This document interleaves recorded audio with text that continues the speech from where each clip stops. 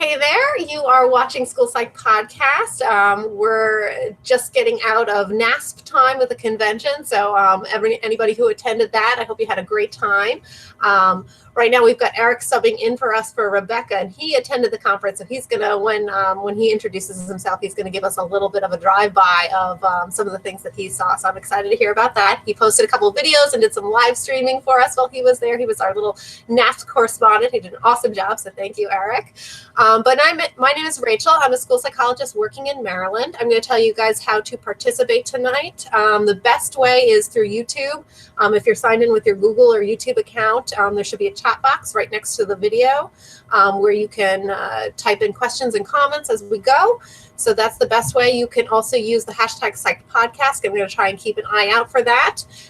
Or you can also comment on the Facebook page. We should get some notifications in that event page for tonight's broadcast. So I'm going to turn it over to Eric. Eric? All right. Thanks, Rachel. My name's Eric Elias, and I'm a school psychologist in Central Connecticut. And as Rachel mentioned, I've just returned from the NASP convention in Chicago. And it was the highest attended convention that we've had so far. So over 6,500 school psychologists in one place. It was nerdy fun at its best. We had a wonderful time.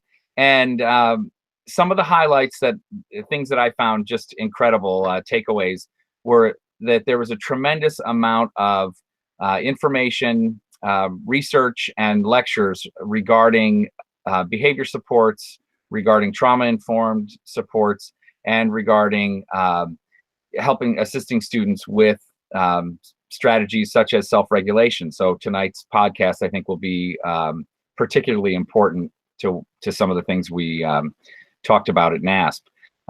Also, a lot of information regarding some of the changes in cognitive theory. So some researchers were there, CHC theory refinement, which I thought was really interesting.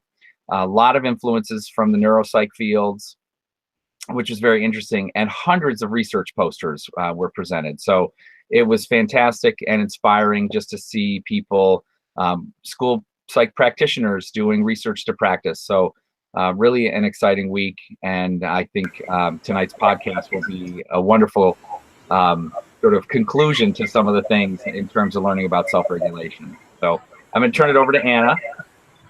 Thank you, Eric. We're all very envious of your experience over the past week, and we're grateful for you to share what you've shared.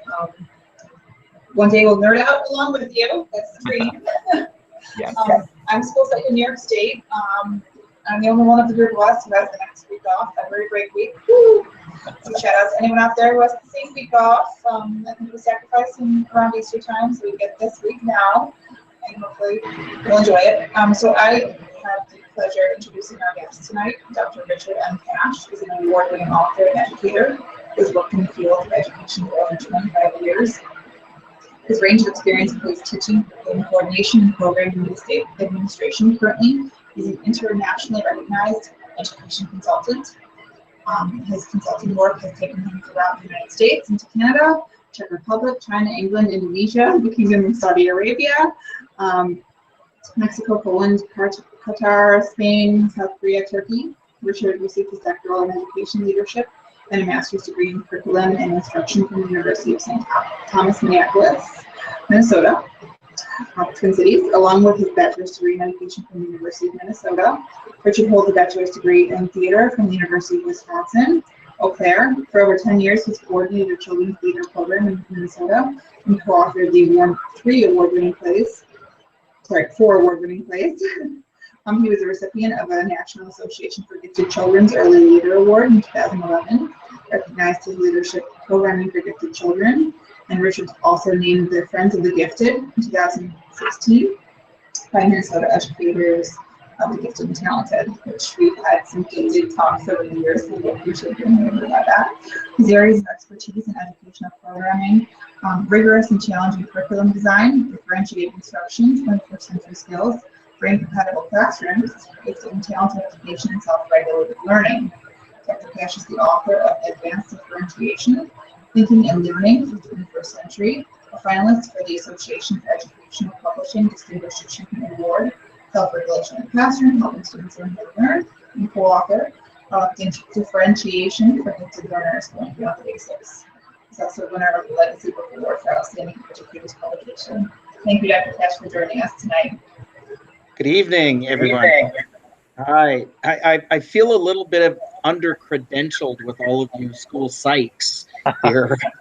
Oh, you're the only doctor in this chat, at least. Yeah, but it's you don't want to tell people that I'm a doctor in this kind of a talk because they'll think that I can psychoanalyze them or something. So my focus on self-regulation comes out of all my years as a teacher. So I'm going to approach it a little bit differently than maybe a school psych would, but give ideas of what a school psych could do to support teachers in their classrooms to help kids become regulated. Okay, so do you guys just want me to like go on and talk? I mean, yeah, I think that we'll jump in with like questions and comments as they come from our audience and from us. But I'm really excited. I know that Rebecca was lucky enough to see you present, and she came back from your presentation and just raved to us all. So we're all kind of very excited for this. Okay, all right, great. Yeah. Well, actually, I'm going to be doing a similar presentation workshop in the Boston area. So just go to Learning in the Brain's website. So it's learninginthebrain.com, I think it is. And you can see my workshop's going to be listed there in the Boston area. But what I'm going to do is I'm going to do a little switch over here. So I'm going to switch my screen to a little PowerPoint here. There we go. So is that looking good? You guys, yes. I can't see. Okay, good. Yeah. So I'm just going to kind of walk you through what I learned about self-regulation over my 30 years in the classroom and working with teachers. This idea of self-regulation for me came up. I'm going to stop sharing and go back to the picture here.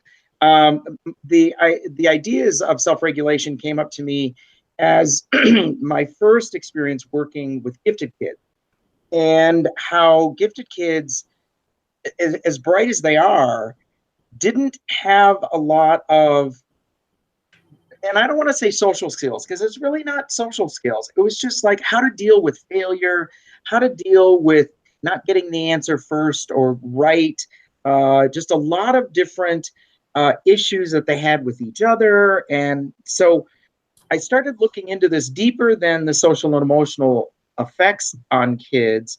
Beyond them being gifted, what were the things that they were missing?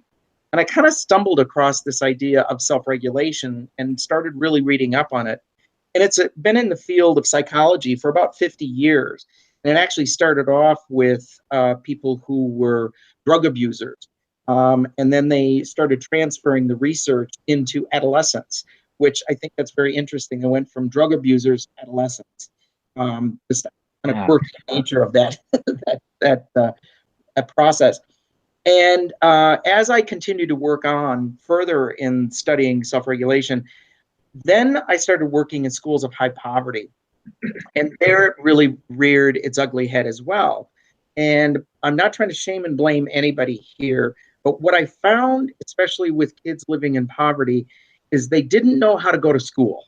Middle-class kids, that's kind of an expectation. That is the history. That's what they've been used to for generations and generations. But kids in poverty, that is sometimes a place that they go to get 2 meals a day, and not necessarily where it's the expectation you go to school to learn. So there was this. So as I read through and studied more on self-regulation, I realized that a lot of the issues that we have in classrooms today are because of this idea that kids are not self-regulated. And, before we even get into studying differentiation and what are the things that we do to differentiate in the classroom, we have to understand that no matter how great of a teacher you are, if the kids are not regulated, they're not going to be able to make good choices in the classroom. So that's where my study came from. So let me share with you now my little slideshow here. See, there we go. Okay. Is it up? Can you see it? Nope, not seeing it. Not yet. Okay. I maybe have to do something again. And just so everybody knows, the slideshow is posted in the comment section of the YouTube video and in the Facebook event. So if you guys want access to that, feel free. Let's try this again. Here, I'm going to open it up. I'm wondering if my sharing isn't working here. Tires. And you're using I must not be the lead person. Wait, here we go. Share. No, I'm getting Rachel. Okay. So if you tapped over to, there you go. There you go. There we go. Okay. Technology. Okay. So let's okay, first I have to get the spiel out of the way. I'm a shameless self-promoter. Absolutely shameless. But I wrote this book here called Self-Regulation in the Classroom, and it's from my publisher. It's available at freespirit.com. And if you listen all the way to the end, I'm going to give you a little code that will get you 25% off plus free shipping. So you have to wait to the end for that. So what I did is I started studying this idea and then how it impacts teachers and how it impacts kids in the classroom. So first and foremost, I want to explain what is self-regulation. In the classroom, it's called self-regulation for learning. And to be a self-regulated learner, you have to be able to balance what I call the ABCs, affect, behavior, and cognition. And as psychologists, you know this, that how a kid feels about a situation is going to determine the focus of their attention. So if a kid doesn't feel good right away at the beginning of the day, at the beginning of the moment of walking into that classroom, you've lost the battle. So that idea that kids do have to feel good about being in school. They have to feel good about the location that where they sit and what the course is and who the teacher is. They've got to feel good about that, or they're going to pay attention to their survival needs. They're going to downshift. The second aspect is behavior. And behavior is all of that stuff that we talk about in the classroom of behavior. One of the things that I'm concerned when I hear about a lot of behavioral management systems is that the behavioral management systems sometimes do not take into account the affect side, nor do they take into account the cognition side. If you're only going to deal with one dimension of this, who we are as human beings, you might change the behavior, but you're not going to change the person. And look at how many people reoffend. Those people have had behavioral management systems put on them, but they still fall back into those bad patterns. And as you know, that it takes 5 positives to outweigh 1 negative. And the brain is much more tuned into the negatives than it is to anything positive. So when behaviors are off, that to me is a symptom. And what we need to do is stop looking at the behavior as the source. The behavior is a readout of the symptom. That's the behavior is the symptom, but we have to figure out where is the source. What is the source that is causing that behavior to happen?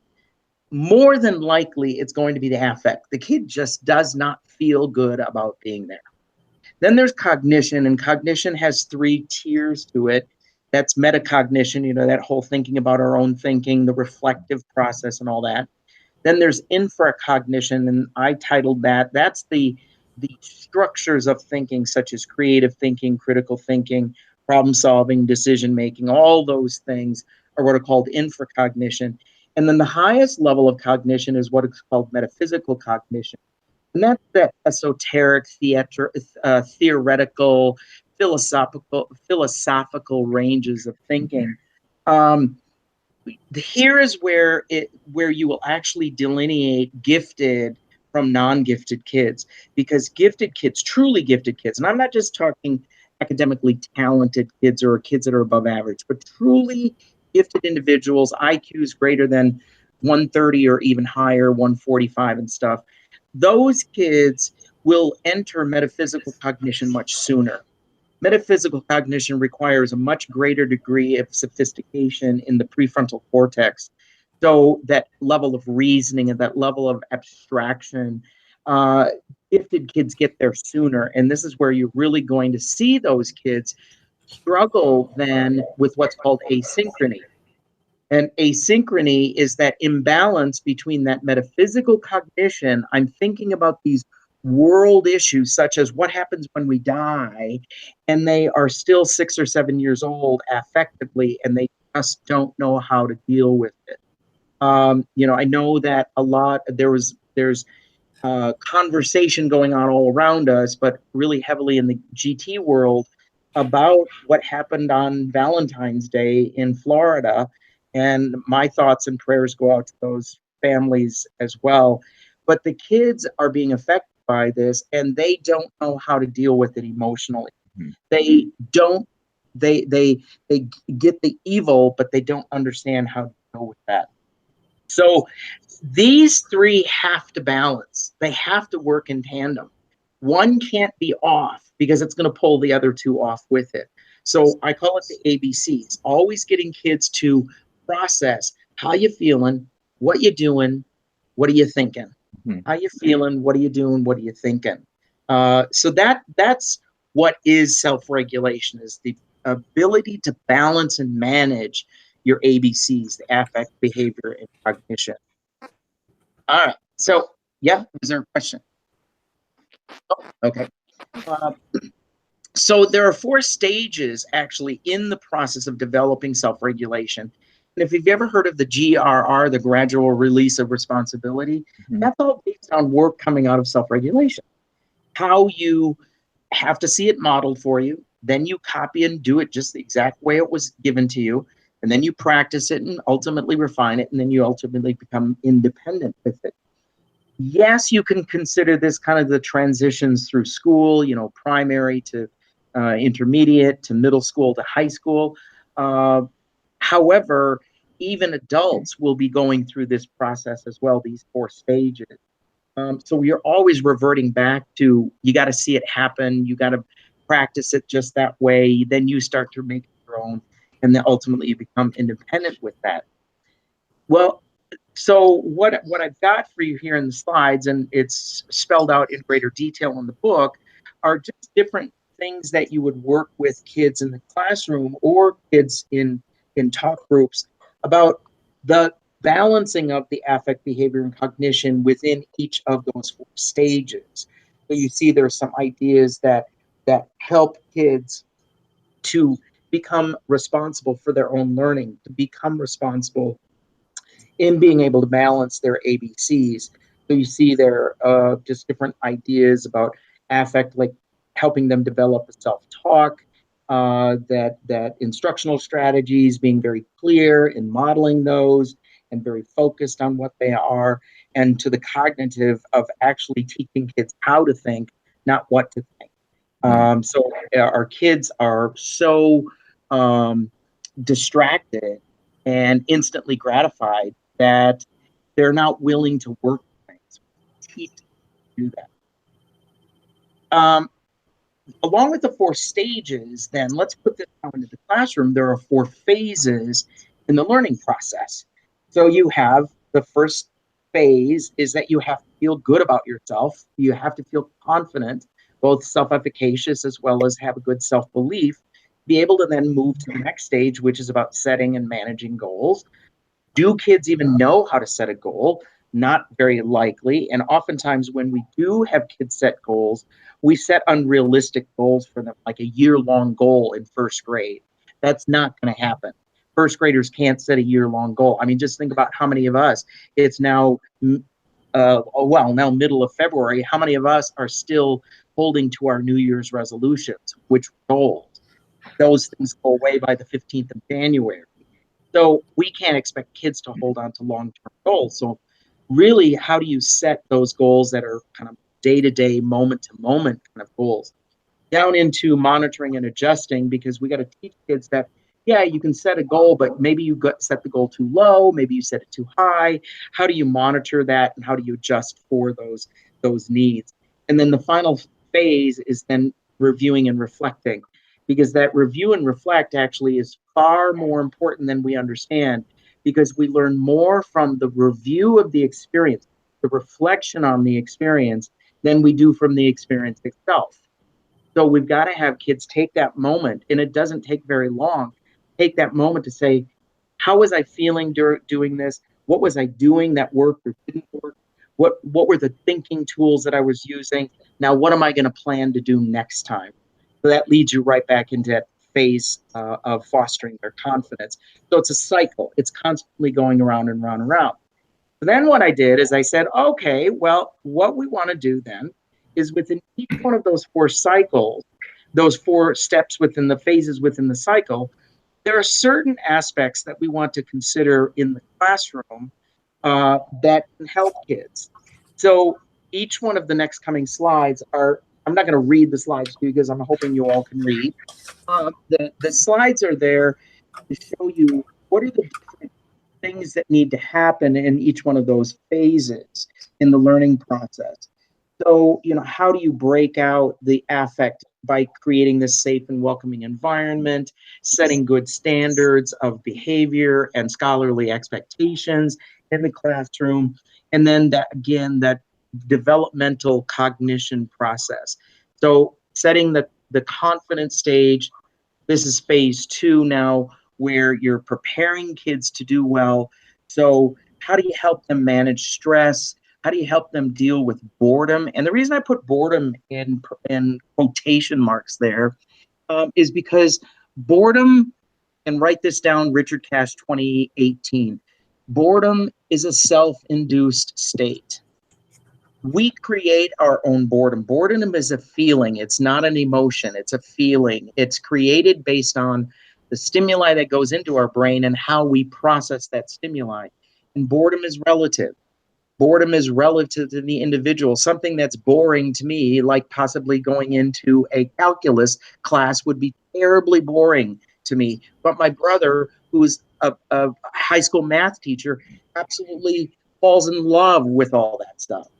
So boredom is a self-induced state. So what we have to do is we have to teach kids how to take charge of that boredom. And in my book, I've got different strategies about how to help kids deal with that idea of boredom. Also, distraction. It's a huge problem in schools today because their life is so highly distractible.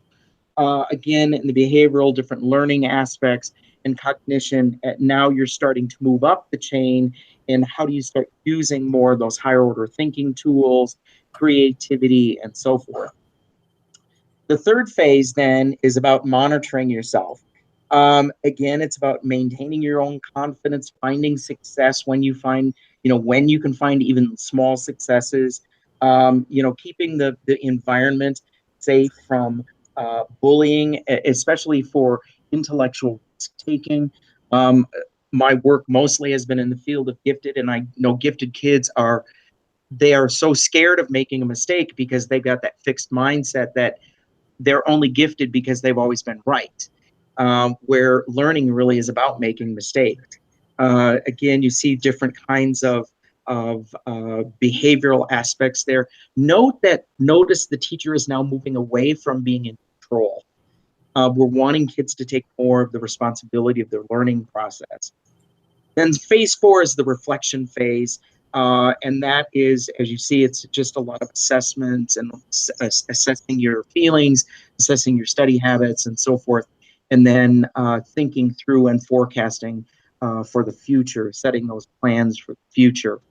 So in my book, I've got all of these, the 4 phases and the 4 stages cross matrix, so that you could decide, what am I going to do with a child who might be at stage 1, needing the modeling, and they need help in the building confidence stage. They need help in this the goal setting stage. So I actually have a cross matrix that shares the cross between the 4 phases and the 4 stages. Oh, and here's the special offer page.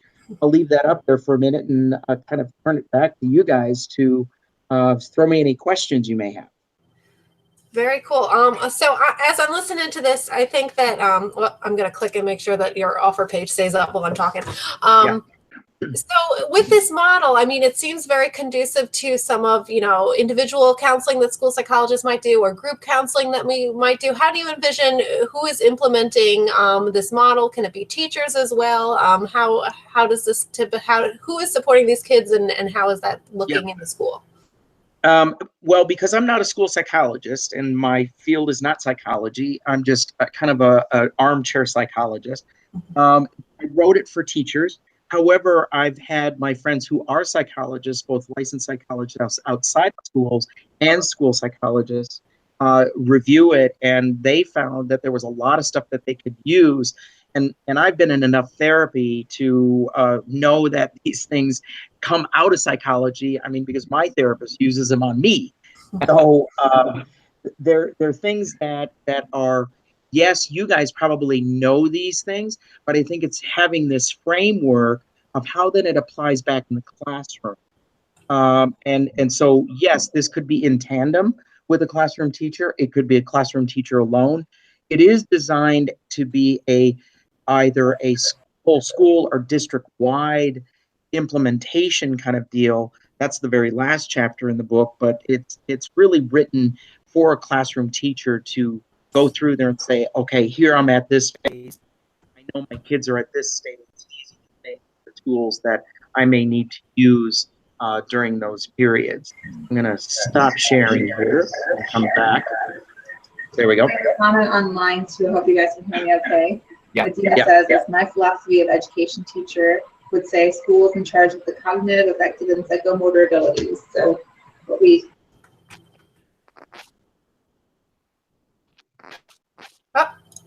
Lost her. Sorry, Anna, you were muted for just a second. Do you want to reread that? Reread. Sure. Sorry, I have cats in the way who just went on my screen and it's no longer there. So, right. So I just saw this the statement there. That's very much in line with the ABCs. I just call it ABC to keep it fresh in people's minds, so that's very easy to say affect, behavior, cognition, very simply. And we have ABCs in school psychology: antecedent, behavior, and consequence. So there's a lot of important ABCs. Yeah. What I also like about that is it demonstrates the interconnectedness between affect, thoughts, or cognition and behavior, and that really aligns very closely with cognitive behavior therapy. Exactly. Our approach to supporting kids is helping them process those thoughts and feelings that lead to negative thoughts, negative feelings, and negative behavior outcomes. Yeah, again, why I wrote this is because a lot of times teachers will send the kid out to the school psychologist or the social worker or somebody else to deal with the human aspect of them, the affect part to them. But teachers got to understand they're on the front line of that affect. They're there instantly for that affect side. They can't wait for the social worker or the school psychologist to come in and rescue. They have to be able to interact with that all the time. And I give people just enough information in the book to be, quote unquote, dangerous, but get a good theoretical understanding as to why this stuff is really important. I think that it's especially important. I know that, there's lots of conversations going on now in light of school shootings, and that's kind of a hot topic now with Florida, as you mentioned before. And so I think that everyone's coming to realize that, yes, this can't just come from the school psychologist when we have time to get in there. It can't just come from the counselor. It needs to be kind of something that's embedded in the classroom all the time from the teachers. And the teachers are the best ones to do that and to foster those relationships. And so I think, it's important. And I just saw somebody flash a question up or a statement up there. We can't wait till it becomes a crisis. And it has to be something that has to be dealt with every single day. And the amount of information that's coming at kids now is overwhelming. And how I was having lunch yesterday with my goddaughter. She's 11. And she was telling me about their lockdown procedures in her elementary school. And she's in 5th grade. And I literally welled up with tears and was so angry. I said, why is an 11-year-old telling me about lockdowns? Why is a child talking about lockdowns? That just hurts me to my heart, that kids are living. I mean, yeah, when I grew up in the 60s in New Mexico. And, we had nuclear war or nuclear bomb drills where we went under our desk.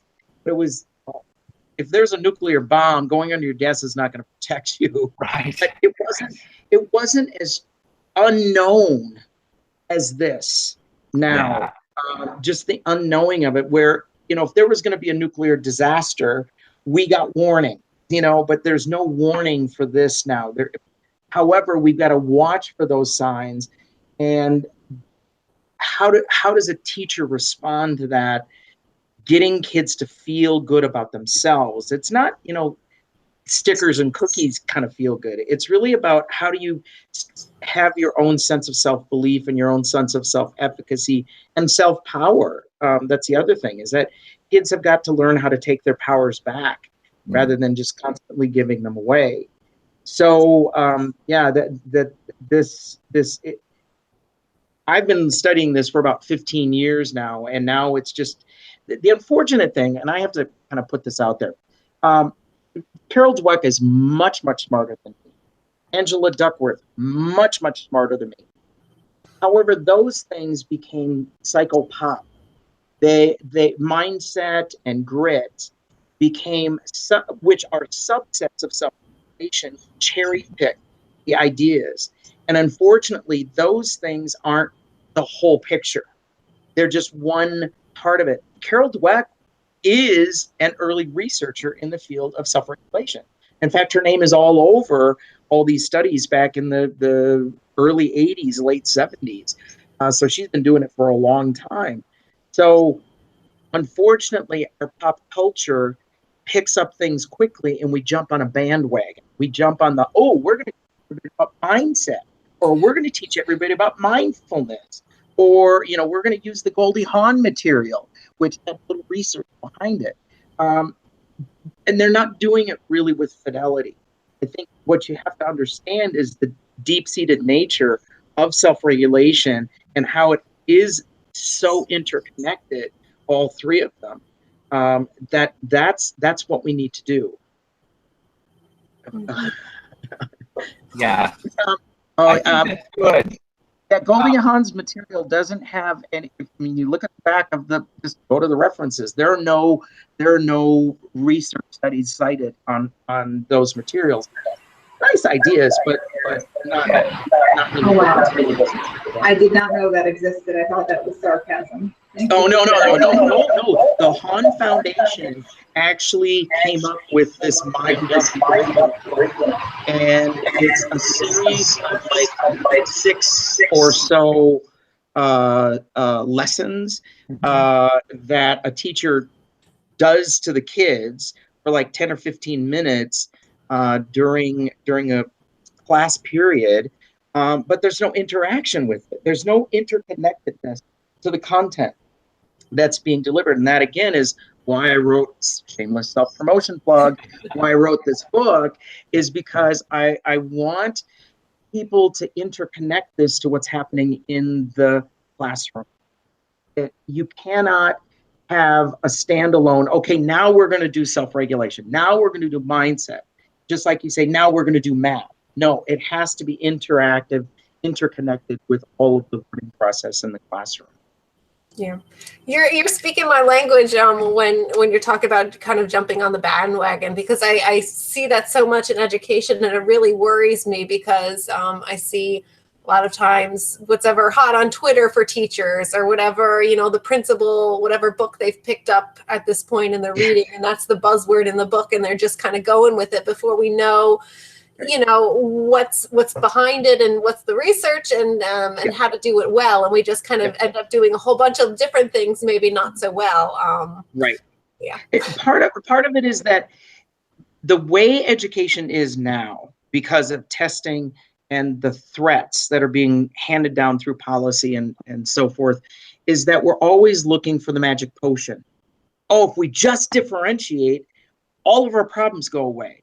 Or if we just have mindfulness, all of our problems go away. Or if we just put yoga balls in the classroom, all of our problems go away. And that's not the truth. The truth is that education is a very complicated, complex process, but we don't know a lot about what's going on in the brain. So, oh, and yes, by the way, no more slides. I keep seeing this thing come up. Slides? No, no more slides. No, slide, the last slide again. But so I'm totally ADHD, so I was afraid to see all those little bubbles because that distracts me. For those of you watching, yeah, we have a little sidebar chat, and sometimes our guests get kind of inundated by our little chit chat. That's my fault. Keep us on task, but Okay, so there's so many ideas and thoughts. I guess, Dr. Cash, I would love for you to give us a few just tips for psychologists who are working with teachers who have struggling students in their classroom. You know, should we just describe the ABC model to them and kind of get them to think about their students' feelings and all that stuff, or what would you suggest? Yeah, yes, and what I would suggest is that have the psychologists actually sit down with teams of teachers and say, okay, here are these 4 stages, or this is what self-regulation is. Just use those first several slides. Here's what self-regulation is, ABC. Here's how it develops in these 4 stages. And then think about your classroom in this 4 phases. And that at each phase, you're going to have to use different tools. You can't use the same tools in phase 1 that you use in phase 3. Because phase 3, you're already in the work process.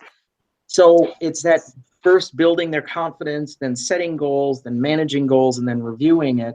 So it's that, again, broken out in my book, what I share is all kinds of different strategies to use throughout the phases and stages.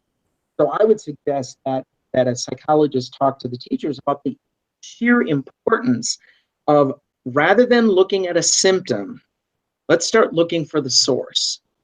And I would dare to say that the source is going to be the affect. That if a kid doesn't feel good about it, they're not going to pay attention. Their behavior is going to be off. They're thinking bad things about themselves, or they just don't know how to plan and so forth. So I think it is really trying to put those 3 pieces together. well, and I think that cognition piece really fits along with executive skills too. That ability to self-regulate is a huge executive skill, and to plan and be engaged. And Right. And when you think about it, little kids, because executive functionings happen up here in the prefrontal cortex, their prefrontal cortex isn't well developed yet. Right. And the development of the prefrontal cortex, because it is such a new part to our brain, my understanding is that it takes a very long time for it to develop. And in fact, it's not completely developed until about 28 years old. So when we say adolescents make stupid decisions or do crazy things or are daredevils, well, of course they are, because that part's not been developed well enough. And it's at a critical developmental stage during adolescence. So we've got to pay attention to those things, but we can't just pay attention to behavior. We got to think about all 3 of those things in combined. Very true. Very true. Makes sense. Yeah. I wonder about going right along with the trends, and I totally agree with you. And I think we do the same thing with curriculum as well, with academics. The new reading bandwagon, the new reading trend, the new pop, whatever it is. Right. I'm wondering about a lot of these fun activities that are entering the classroom, the Go Noodle kinds of things, the brain breaks. What are your thoughts about integrating those? Well, I've seen those because a lot of my consulting takes me into classrooms. In fact, most of my consulting is actually in classrooms working with teachers. And when they get so bound to the technologies, I'm nervous by that, because the Go Noodles and those, that brain break stuff, as delightful as it is, what's your evidence to prove that it's worth it? What's your evidence to prove that all of this money that you're paying for these programs and all this technology is actually benefiting student achievement? So you don't need a computer to do brain breaks. You can do very simple things of just keeping in mind the 10 to 2, that for every 10 minutes of instruction, didactic instruction, that you got to give the brain about 2 minutes to do something else, kind of shift itself.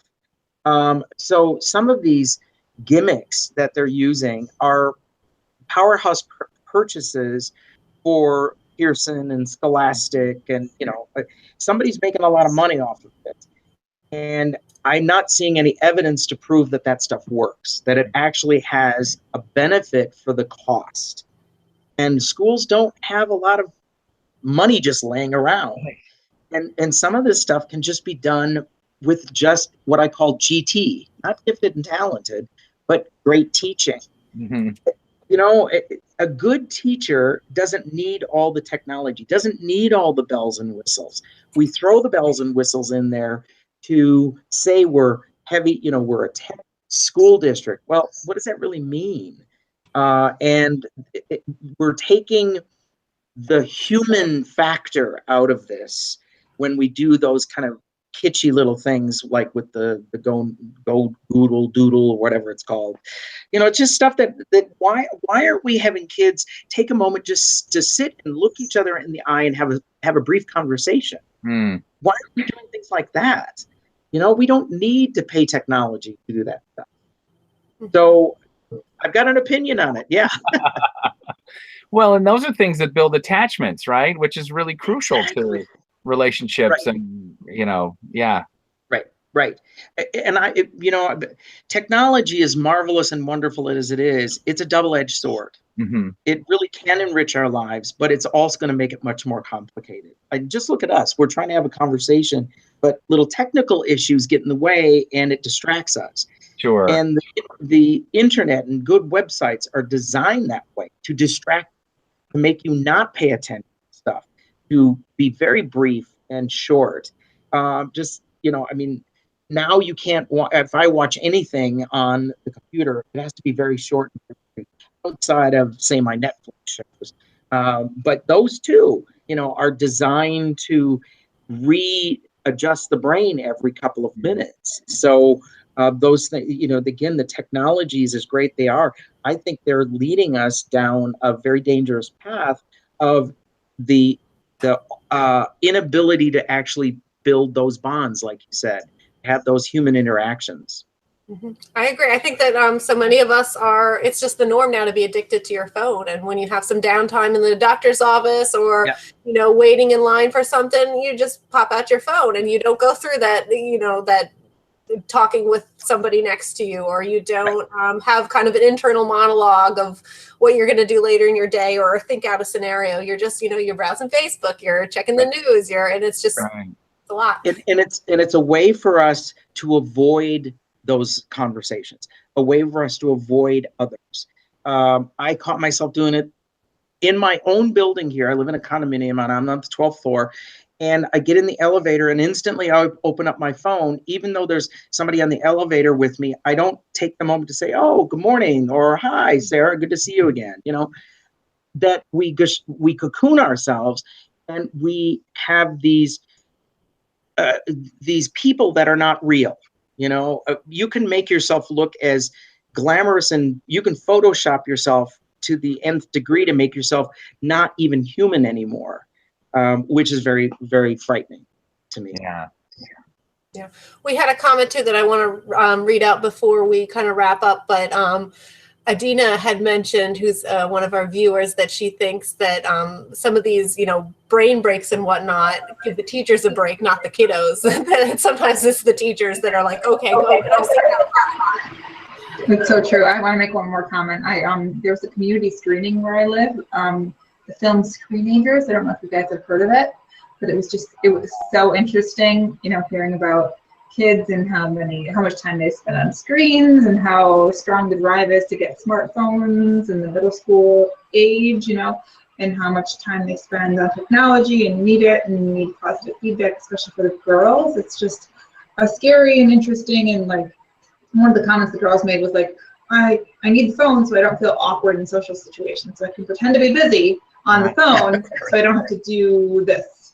And you know, some of the stuff enables us in ways that we don't necessarily need to be enabled, especially from a young age, and we're building skills and stuff like that. It's just, it's such an interesting topic. If any of you have the opportunity to see that film in your community, check it out. Well, here's my contact information. That's my website, enrich.consulting. Also, you can follow me on Twitter at Richard Cash, as well as my Facebook page is just Enrich Educational Consulting is on Facebook.